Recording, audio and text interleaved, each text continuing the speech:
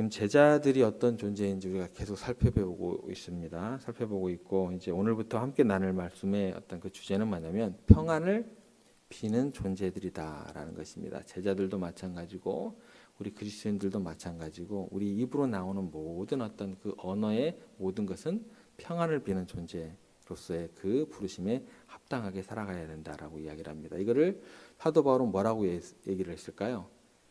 예수님께서 하나님과 우리 사이에 화목해 하는 직책을 감당하셨듯이 우리는 뭐라고 해야 돼? 사도 바울이 이야기하나요? 화목해 하는 직책을 너희로 감당케 부르셨다라고 이야기를 해주고 있습니다. 그 화목이란 단어, 평안을 비는 존재, 같은 의미로 접근하셔도 될 것 같습니다. 그래서 오늘 평안을 주는 존재로 함께 은혜를 나누고자 합니다. 그리스도인은 평안을 기원하는 존재들입니다. 제자들은 어디에 가든지 무엇을 하든지 평안은 비는 사람들인 것을 잊지 않도록 주님께서 명령으로 빌라라고 하셨거든요. 명령으로 이렇게 잊지 않아야 된다라고 이야기를 해주셨습니다. 그래서 예수님께서 이 전에 보면 이렇게 연결이 됩니다. 예수님께서 어느 마을이나 성에 들어가면 거기에 합당한 사람을 찾아서 그 집에서 유하는 동안 어떻게 돼요? 그 성에 유하는 동안 계속해서 그 집에 머물라고 이야기를 하셨어요. 그러면 계속 그 집에서 하나님의 일을 하면서 또 전도를 하면서 복음을 전하면서 계속 머무르다 보면 숙박비가 얼마나 나올까요? 예. 숙박비를 이 제자들이 가지고 있었을까요? 없었을까요? 예. 여러분들 상상을 하지 마시고 본문에 있는 말씀으로 이제 질문을 답하셔야 돼요. 숙박비가 있었을까요? 없었을까요? 예, 왜 그래요? 8절 말씀 보시면 이렇게 되어 있습니다. 명하시되 여행을 위하여 지팡이 이외에는 양식이나 배낭이나 전대의 돈이나 아무것도 가지지 말며 뭐를 가지고 다니지 말라고 했어요? 예, 돈이나 전대나 주머니를 가지고 다니지 말라고 그러셨습니다. 숙박비가 있을까요? 없을까요? 없어요. 절대 가지고 다니지 마라 그랬어요. 절대 중요하지 않다라는 거예요. 의미 없다라는 것입니다. 그거 있으면 뭐 하냐는 거예요. 그거 줘서 뭐 하겠냐는 거예요. 예. 주면 좋죠. 근데 주님께서는 그거 줘서 뭐 하냐는 거예요. 그 필요 없다라는 거예요. 왜 그러셨을까요? 왜 가지고 다니지 말라고 하셨을까요? 그러면 숙박비를 못 줄 거 아니에요. 가지고 다니지 말라고 했으니까. 그러면 그 집에 미안해서 도대체 어떻게 있으라는 거예요. 민폐잖아요. 그리고 하루 이틀도 아니고 계속 유하라고 했는데 이 민폐도 이런 민폐가 없잖아요. 우리 주님께서 그렇게 비상식적이지는 않으실 거 아닌가요? 그 이유가 있으실 거 아닌가요? 무턱대고 그러시진 않으셨을 거 아닌가요? 신앙이라는 건요, 절대적으로 예의가 없는 신앙은 신앙이 아니에요. 예. 경우에 합당한 말들과 그런 것들이 있어야 돼요. 상식 위에 올라서야 된다라는 거예요. 기적이라는 것은 상식을 깨뜨리는 거지만 그런 기적들 말고는 일반적으로 우리가 교제하고 또 복음을 전하고 이런 것들은요, 기본적으로 그 나라와 그 민족의 문화도 존중해야 되는 것이고요. 그거를 뛰어넘어서 야 필요 없어 이런 것들은 없습니다. 절대 주의하셔야 돼요. 어찌됐건 숙박비를 못 줄 거 아니에요. 예수님께서 그렇게 무례하게 너희들 복음 전하라 그런 얘기를 하시지 않는다라는 것입니다. 그래서 우리는 이 구절에 대한 마가복음은 훅 넘어가 버려요. 이 병행 구절을 우리가 읽고 이게 무슨 뜻인지 정확하게 이해를 하셔야 됩니다. 그래서 마태복음에서 그 해답을 찾으셔야 돼요. 그 해답을 주십니다. 마태복음 10장 12절에 가면 이렇게 기록되어 있습니다. 또 그 집에 들어가면서 평안하기를 빌라. 여기 보면 또 그 집에 들어가면서 뭐를 빌라고 나와요? 평안하기를 빌라. 그러니까 이렇게 평안하기를 비는 말을 유대인의 말로 뭐라고 하는 줄 아세요? 단어 한 단어 여러분들이 굉장히 많이 쓰는 단어가 있습니다. 뭘까요? 예, 그거예요. 샬롬. 샬롬이란 단어가 나오게 됩니다. 평안을 빌라 이 말은 샬롬으로 인사하라는 거예요. 샬롬이 이 가정 가운데 함께 있기를 원합니다. 그래서 그리스도인들은 제자들은 그리고 여러분들은 누구의 집을 가시든지 그 집을 위해서 먼저 평안을 기원하는 사람들입니다. 어디를 가서든지 마찬가지예요. 교회에 오시든지 여러분들 직장에 가시든지 물건을 사고 대화하는 그 과정 가운데 그래서 보통 신방을 가시면 다 앉아서 들어가자마자 서서 뭐 하세요? 서서 집 둘러보세요? 아니잖아요. 예, 서서 평안을 위한 기도를 잠깐 하시는 거죠. 예, 그래서 그렇게 어디를 가시든지 신방을 가시든지 평안을 위한 기도를 먼저 하시는 거잖아요. 이 가정을 축복해 주시옵소서. 이 가정에 평안이 넘치게 하여 주시옵소서. 그렇게 평안이 가득하기를 원하시는 어떤 그런 잠깐의 기도 시간을 갖는 거잖아요. 자, 그러면 이거를 신약 시대에 와서 헬라어로는 이거를 어떻게 인사를 했을까요? 구약 시대에는 이스라엘 민족들은 유대인들은 샬롬이란 단어, 평안을 기원했습니다. 그러면 신약 시대에 와서는 이 인사 말이 어떻게 바뀌었을까요? 어떻게 인사를 했을까요? 그레이스를 외치게 됩니다. 그레이스라는 뜻이 뭐예요? 은혜라는 뜻입니다. 은혜. 은혜를 기원하게 됩니다. 예수님께서 오셨고 그 은혜가 우리 가운데 넘치기 때문에 은혜라는 인사가 들어가게 됩니다. 그래서 유대인들의 인사는 샬롬, 뭐죠? 평안이 되는 것이고 헬라 사람들, 신약 시대의 사람들의 인사는 뭐예요? 그레이스, 은혜가 되는 것입니다. 그래서 크리스천들의 인사, 그리스도인들의 인사는 뭐예요? 이 두 가지가 합쳐집니다. 그래서 뭐라고 해요? 은혜와 평강이 너희에게 있을지어다. 굉장히 많이 들어보셨죠? 이거는 신약에 나오는 모든 사도들의 서신서의 가장 서두에 들어가는, 또 마지막에 들어가는 인사가 되게 됩니다. 그래서 은혜와 평강이 너희에게 있을지어다. 너무나 많이 들어보셨죠? 그러면 어디를 가시든지 여러분들은 어떻게 하셔야 돼요? 집 구절을 보시는 게 아니고 딱 들어가셔서 이 가정 가운데 은혜와 평강이 있도록 그렇게 축복하시는 기도를 하셔야 된다라는 거예요. 그러니까 여러분들이 제일 먼저 할 일은 고개 숙여서 하나님, 이 가정에, 이 사업장에 주님의 평강과 은혜가 함께 있기를 원합니다. 이렇게 축복하는 존재들이다라는 것입니다. 어디를 가든지 이처럼 평안을 비는 것이 복음을 전파하는 사람들, 부름받은 사람들에 있어서 너무나 중요한 일이고, 이것이 뭐라는 거예요? 돈보다도 중요한 뭐라 그러는 거예요? 숙박비라는 거예요. 숙박비라는 거예요. 여러분들 값없이 가서 묵는 게 아니고 이렇게 축복을 빌면서 그게 더 훨씬 더 중요한 숙박비다라는 것입니다. 그 집에 계속 머무르면서 아침으로 저녁으로 들어가고 나오면서 샬롬으로 평강을 외치고 또 그레이스로 은혜를 외치게 되면 그들에게 하나님의 놀라운 축복이 여러분들을 통해서 임하기 때문에 웬만한 숙박비 내는 것보다 훨씬 더 큰 그들에게 값어치를 해준다라는 것입니다. 세상은요, 절대적으로 은혜와 그 평강이 필요한 곳입니다. 은혜가 없으면 세상은 어떻게 되냐면 전부 다 율법적인 잣대예요. 별로 중요하지 않아요. 율법적인 잣대, 법대로 해. 이거는 교회에서 사라져야 됩니다. 어디 교회에서 법대로 해라는 말이 나와요. 내가 받은 게 은혜인데 법대로 했으면 우리 어떻게 돼요? 교회라는 것 자체가 이루어질 수가 없어요. 근데 꼭 노예나 총회 가면 사람들이 항상 하는 얘기가 뭐예요? 법대로 해요. 법이 어디가 있어요? 즉 이게 합당한 하나님의 뜻이 무엇인지, 법 없어도 하나님의 뜻은 성경에 명확히 나와 있습니다. 그것을 못 따라갈 것 같으니까 그냥 뭐를 내세요? 법을 내세워요. 이런 법은 없어요. 이런 법은 없어요. 교회라는 것은 법이 필요치 않아요. 말씀과 하나님의 뜻과 뭐가 필요해요? 은혜가 필요한 거예요. 어찌됐건 은혜가 없으면 이 세상은 어떻게 돌아가냐면 그냥 율법적인 잣대로 서로 따지고 계산하기 때문에 차갑고 용서가 안 돼요. 용서할 수 없는 계산의 사슬에 묶여서 엄격한 기준으로 서로 평가를 해요. 연민이나 이해의 여지가 있어요, 없어요? 없습니다. 그러면 뭐가 사라지게 될까요? 평안이 사라지게 됩니다. 은혜가 없으면 뭐가 사라져요? 평안이 사라집니다. 평안이 사라져요. 교회는 절대 그렇게 될 수가 없어요. 그러면 그건 교회가 아닙니다.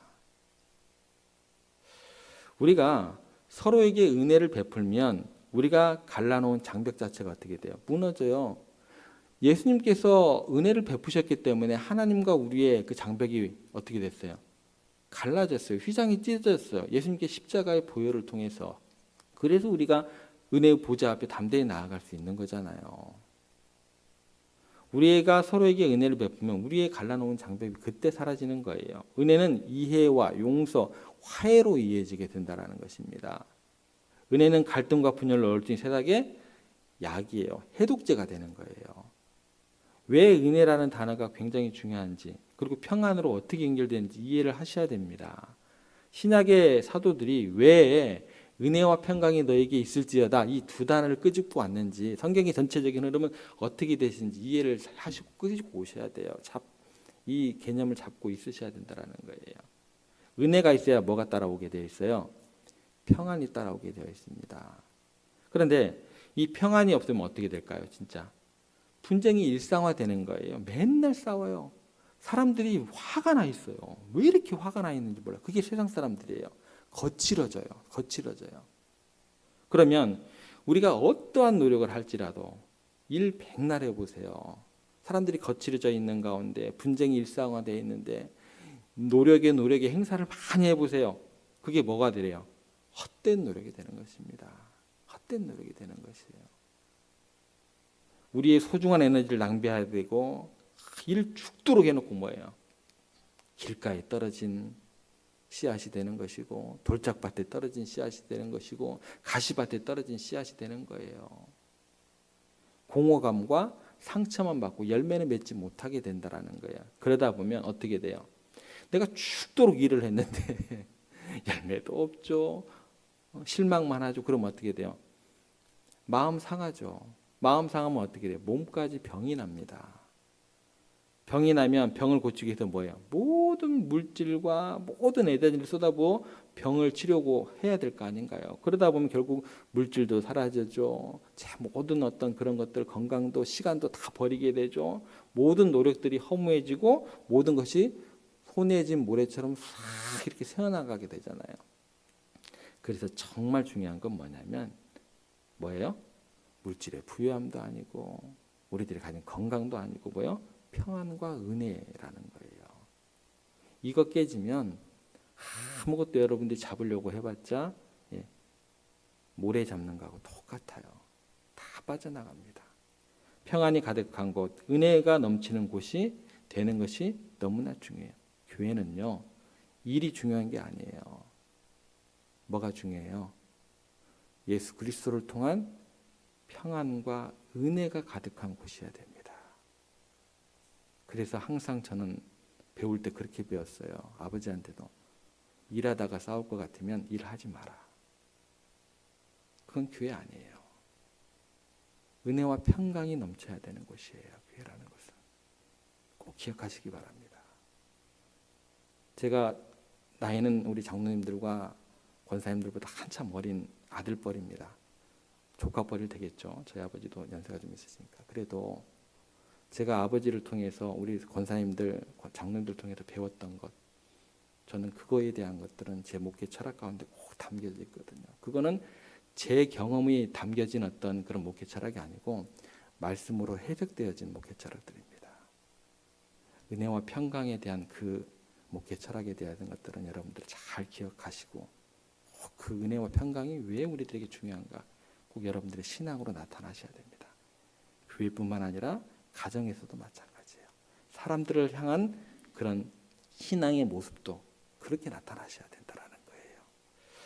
그래서 은혜와 평강을 선언하는 것, 축복을 선언하는 것, 이것이 그리스도 안에 있어서 이것이 마땅하면서 그리스도인들에게는 마땅하면서 너무나 중요한 자세가 되어야 됩니다. 그래서 어떤 사람을 대하든지 우리들은 뭐래요? 축복의 말로 건넬 수 있어야 돼요. 예수님 믿으세요. 정말 거기에 생명의 길이고 길이가 되고 진리가 됩니다. 여기까지면 좋아요. 여기까지면 좋아요.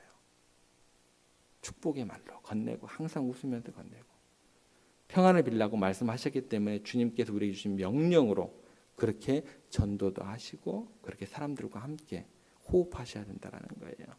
그래서 어떤 사람에게도 저주를 퍼부으시면 안 돼요. 아무리 기분이 나빠도 그리스도인들은 참으셔야 돼요. 저주를 퍼부으시면 안 돼요. 이 부분에 대한 것들은 내일 더 말씀을 더 드릴게요.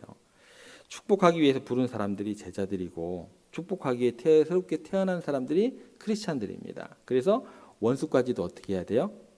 축복하고 위하여 기도하라. 그렇게 말씀하셨다라는 거예요. 왜 이렇게 연결이 되느냐는 거예요. 예. 왜 그러냐면 우리가 앞에서 살펴봤듯이 제자들은 뭐예요? 은혜로 사는 존재들입니다. 우리가 은혜로 사는 존재라는 것을 증명할 수 있는 것은 뭐예요? 원수까지 사랑하고 그들을 축복하는 거예요. 내가 받은 바 은혜가 없고 또 내 가운데 은혜를 통한 평안이 없는데 어떻게 원수까지 사랑할 수 있는 그런 모습을 보일 수 있겠냐는 거예요. 그게 증거가 돼야 된다는 거예요. 이건 어려운 내용이니까 내일 다시 한번 설명을 드릴게요. 마태복음 통해서 더 접근을 하셔야 됩니다. 내일 꼭 오세요. 예. 어쨌든 그 은혜를 받으면 은혜를 베풀어야 되고 은혜의 체계 속에서 우리가 살아가야 되기 때문에 우리는 결국 뭐예요? 은혜와 축복의 말이 나오게 돼 있어요. 우리가 은혜와 축복이 없는데 그 말이 나오겠냐는 거예요. 그럼 세상 사람들이 뭐 증거도 할 수도 없네. 뭐 너희들이 어떻게 증거할 건데? 예수 믿는 것을 어떻게 증거할 건데? 그 증거가 안 되는 거잖아요. 그렇기 때문에 원수까지도 사랑하라라고 이야기를 하고 있습니다. 왜요? 은혜로 사는 존재들이기 때문에 은혜와 기쁨이 충만하면 사람들을 축복하게 되어 있다라는 것입니다. 내 마음이 기쁘면 뭐가 나오게 돼 있어요? 축복의 말이 나오게 돼. 아무리 힘들어도요. 내가 즐거우면 하나님 안에서 내가 즐거우면 할만해요. 진짜 그래요. 주 예수와 동행하면 그 어디나 하늘나라가 되는 것 같아요. 진짜요. 그래요. 그래서 늘 그 집에 들어가면 평안을 기원하라고 말씀하신 것입니다. 하나님의 은혜에 젖어 있는 사람들, 복음을 증거하는 사람들, 기쁜 소식을 전하는 사람들의 입에서는 그래서 저주가 나오면 돼요, 안 돼요?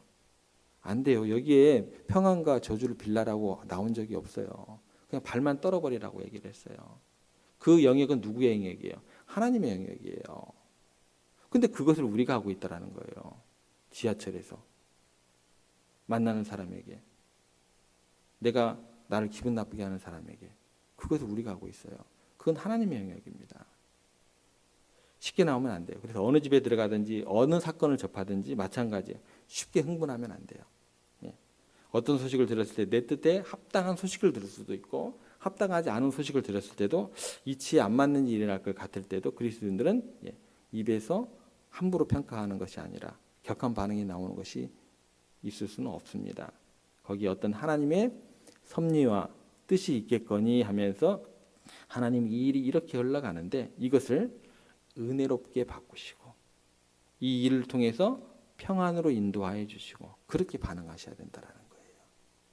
이 마음이 하나님의 은혜가 가득한 사람이고 하나님이 지배하는 사람이다라는 것입니다. 이 마음이 없으면 어떻게 돼요? 하나님의 은혜가 가득하지 않은 사람이에요. 스스로 증명하는 거예요. 세상에 대해서. 교회가 그렇게 스스로 증명하는 거예요. 하나님이 지배하지 않는 교회가 되는 거예요. 우리 스스로 그렇게 목소리 높여 외치는 것이 되는 것입니다. 은혜와 평강을 이야기하더니 뭐야 저거? 저게 그들의 어떤 그 하나님의 믿는 그 신앙을 증명하는 거야? 우리가 스스로 그 증명을 깨트리고 있다라는 거예요. 그러면 안 된다라는 것입니다. 근데 어떤 내 뜻과 맞지 않는 이야기라든지 어떤 사건이 전개되는 볼 때도 쉽게 흥분하는 경우에 그렇게 된다라는 것입니다. 그거는 삼가하셔야 됩니다. 삼가하셔야 되고 하나님의 은혜가 지배하는 우리들이 되어야 된다. 그런 교회가 되어야 된다라는 것입니다. 그래서 정말 하나님의 십자가의 구속의 능력과 은혜가 지배하면 내 마음을 그 성령님께서 다스려 주시는 어떤 함께 가는 것 자체가 반응 자체가 격하지 않게 되는 거예요. 하나님 이 사건을 통해서 주님의 은혜가 임하기를 원합니다. 평강이 이루어지기를 원합니다. 주님의 평화로 가득해지기를 원합니다. 그리스도인들은 축복을 비는 존재다. 평강을 기원하는 존재다. 늘 은혜가 가득한 존재다. 그리고 모든 사람들에게 가장 값진 보응과 대가를 주는 방법은 돈이 아니라 뭐예요? 평강을 기원하는 것이다. 이 사실을 기억하시면서 늘 먼저 축복하면서 그렇게 다가가시는 여러분들 되시기를 주님의 이름으로 부탁을 드립니다. 아멘이 적은 것 같아요. 은혜와 평강보다 화가 많으신 거 아니시죠? 다시 한번 은혜와 평강을 항상 주님께로부터 받으시면서 그 은혜와 평강을 기원하시는 먼저 늘 축복의 말로 다가가시는 여러분들 되시기를 주님의 이름으로 부탁을 드립니다.